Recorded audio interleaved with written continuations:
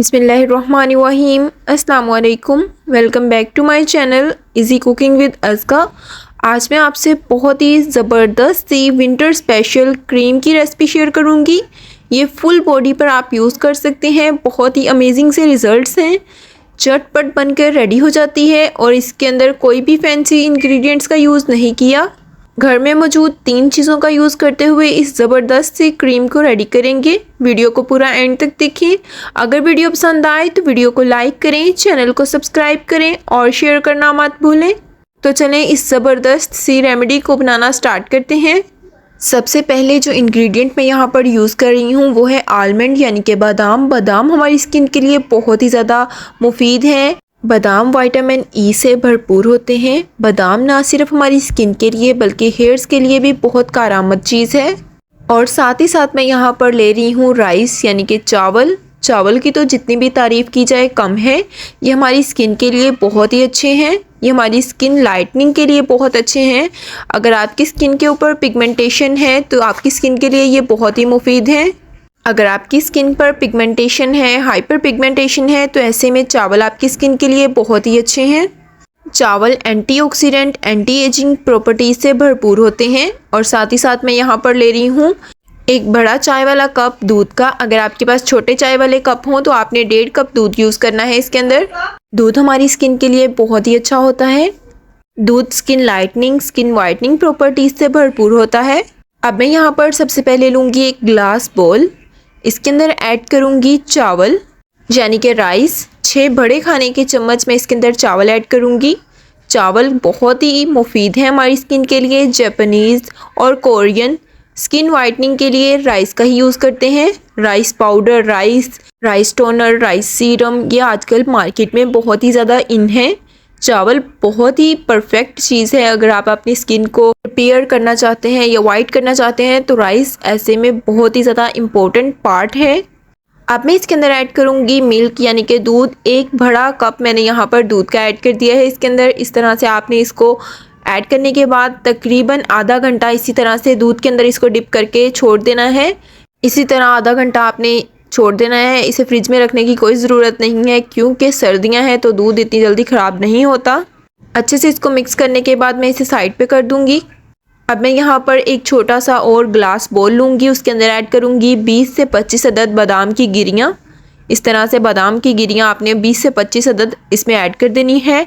Add करने के बाद अब हम इसको पानी के अंदर डिप करके छोड़ देंगे ताकि इसका जो ऊपर वाला छिलका है वो नरम हो जाए और इजीली छिलका उतर जाए। हमें वाइट पार्ट चाहिए, ये ऊपर वाला छिलका हमें नहीं चाहिए। ऑलमोस्ट आधा घंटा दोनों चीज़ों को छोड़ देंगे। आधा घंटा हो चुका है। आप यहाँ पर देख सकते हैं राइस भी थोड़े से फूल चुके हैं और हमारे बादाम जो हैं वो अच्छे से आप देख सकते हैं इसके छिलके अलग हो रहे हैं। आपने हल्का सा इसको दबाना है। आप देख सकते हैं बादाम सेपरेट हो गया और छिलका सेपरेट हो गया। इसी तरह बाकी सारे बादाम को भी हम सेपरेट कर लेंगे।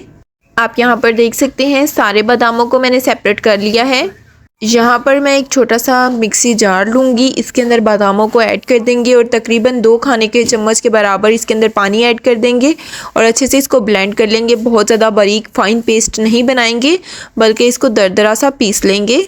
बादामों को भी अच्छे से मैंने ब्लेंड करके पीस लिया। आप यहाँ पर देख सकते हैं बहुत ही दरदरा सा मैंने इसको पीसा है क्योंकि अभी हमने इन्हें पकाना भी है तो ये खुद ब खुद ही इसके अंदर ब्लेंड हो जाएंगे। अब सारी चीज़ों को एक साथ इकट्ठा कर देंगे एक बोल के अंदर। दूसरी साइड पर मैं यहाँ पे लूँगी एक फ्राइंग पैन के अंदर इस सारे मिक्सचर को ऐड कर देंगे।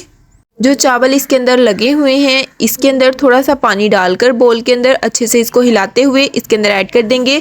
तकरीबन आधा कप के बराबर पानी मैं इसके अंदर ऐड करूँगी। अब हल्की हल्की आंच पर इसको पकने के लिए छोड़ देंगे। हल्की हल्की आंच पर इसे पकाते रहेंगे। हमने इसको तब तक पकाना है जब तक थोड़ा सा इसके अंदर दूध ना रह जाए, बाकी सारा दूध चावल अपने अंदर जज़ब ना कर लें। आप यहाँ पर देख सकते हैं मैं कंटिन्यूसली इसे हिलाती जा रही हूँ। आप देख सकते हैं आहिस्ता आहिस्ता दूध ड्राई होना स्टार्ट हो चुका है और थोड़ी सी देर बाद जब आप देखेंगे तो दूध सारा ड्राई हो जाएगा। थोड़ा थोड़ा दूध इसमें बाकी होगा। इसी तरह का मिक्सचर हमें रेडी करना था। अब मैंने फ्लेम को ऑफ कर दिया है। अब इस सारे मिक्सचर को हल्का सा ठंडा करने के बाद ब्लेंड कर लेंगे।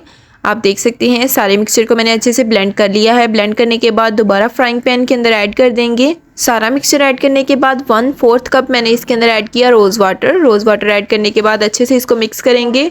आपने हल्के हल्के हाथों से इसको मिक्स करते जाना है। आपने ये याद रखना है कि फ्लेम यहाँ पर ऑफ ही है, फ्लेम ऑफ की हुई है। अभी हम इसको अच्छे से रोज़ वाटर के अंदर मिक्स करेंगे। यहाँ पर आप देख सकते हैं रोज़ वाटर अच्छे से इसके अंदर मिक्स हो चुका है। अब मैं यहाँ पे लूँगी एक ग्लास बोल, ऊपर रखूँगी एक स्टेनर। एक स्टेनर की हेल्प से आपने इस सारे मिक्सचर को अच्छे से स्टेन कर लेना है। डुबाते हुए हमने इसका क्रीमी पार्ट सेपरेट कर लेना है, वही हमारी क्रीम होगी। आप यहाँ पर देख सकते हैं थोड़ा थोड़ा मिक्सचर लेते जाएंगे स्पैचुला की हेल्प से। अच्छे से डुबाते हुए हमने इसका क्रीमी पार्ट सेपरेट कर लेना है। इसी तरह से आपने थोड़ा थोड़ा मिक्सचर ऐड करते जाना है और इसका क्रीमी पार्ट सेपरेट करते जाना है। आप यहाँ पर देख सकते हैं बिल्कुल परफेक्ट कंसिस्टेंसी की हमारी ये क्रीम बनकर रेडी हो चुकी है। इतनी ये बेस्ट क्रीम है, सर्दियों के लिए ये बेस्ट है।